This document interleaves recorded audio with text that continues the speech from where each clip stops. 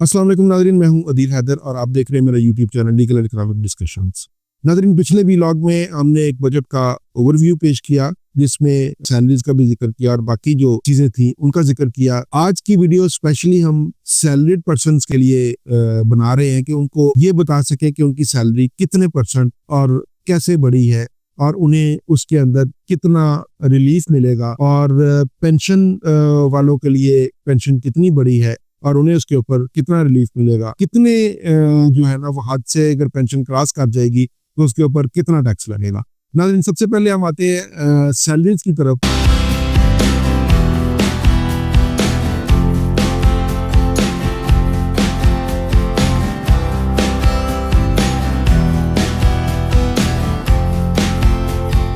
तो सैलरीज पे पहले भी 6 लाख रुपए तक एग्जम्पशन थी, उसके ऊपर कोई टैक्स नहीं था। और 2025 तक जो 6 लाख से 12 लाख रुपए तक का जो स्लैब था वो 5% था, जिसे कम करके 1% कर दिया गया है। और वो 6 लाख से 12 लाख रुपए तक जो उसकी वैल्यू रह जाएगी वो 6,000 रुपये रह जाएगी।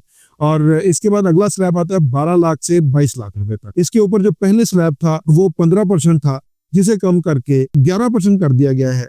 अब जिसकी सैलरी 22 लाख रुपए होगी वो 11% के हिसाब से टैक्स देगा। और इसके बाद जो अगला स्लैब आता है वो 22 लाख से 32 लाख रुपए तक है, जिसके जो 32 लाख रुपए जिसकी सैलरी थी उसके ऊपर जो पहले स्लैब था वो 25% था, और अब उसको कम करके 23% कर दिया गया है। और अब जो सैलरी थी 32 लाख रुपए से लेके 41 लाख रुपए तक थी, उनकी जो पहले भी रेट उसका 30% था और अभी भी उसका रेट 30% है।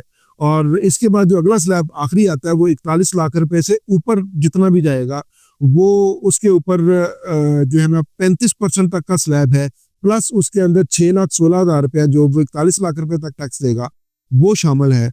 और इसी तरह पेंशन में जो इस तरह सैलरी में जो इजाफा हुआ है वो मजमूई तौर पर 10% तक इजाफा हुआ है, और टैक्स में जो रिडक्शन हुई है वो मैंने आपको गोश्तगुजार कर दी है। और इसके अंदर जो इढ़ा के बोनसेस थे वो उसके अंदर शामिल किए गए हैं।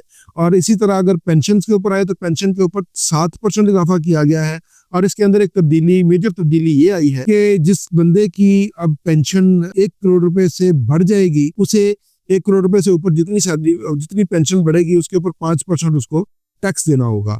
और इसी तरह एक और भी जो कानून का हिस्सा बनाया गया है, जो बजट में पेश किया गया है, वो ये जो पिछले साल भी इसको पेश किया गया था, इसको पिछले साल भी कानून का हिस्सा बनाया गया था कि अगर ये बंदे की 2 पेंशन, किसी सरकारी मुलाजिम जो रिटायर है, जो रीहायरिंग हो जाती है, उसकी अगर 2 पेंशन आ रही हैं तो एक पेंशन एग्जाम्प्ट होगी और दूसरी पेंशन पे उसको टैक्स देना होगा। अब उसके अंदर ये भी शामिल किया गया है कि जो बंदा पेंशन लेगा और साथ में रीहायरिंग हुई है वो तनख्वाह लेगा, तो उसे किसी एक चीज का इंतखाब करना पड़ेगा, या वो अपनी सैलरी लेगा या वो अपनी पेंशन लेगा। और अगर इसको हम मुआवजा करें, इसका जो अरकान पार्लियामेंट और सेनेट के अरकान है जो उनकी जो तनख्वाहें बढ़ाई गई है, तो ये ऊंट के मुंह में जीरा है। और जिस हद तक इन्फ्लेशन और महंगाई बढ़ चुकी है वो उसके हिसाब से 10% का इजाफा ये कोई इतना सिग्निफिकेंट और इतना वाजे और इतना बड़ा इजाफा नहीं है जिससे कि खातर खा बहुत बड़ा वाजे फ़र्क नज़र आए।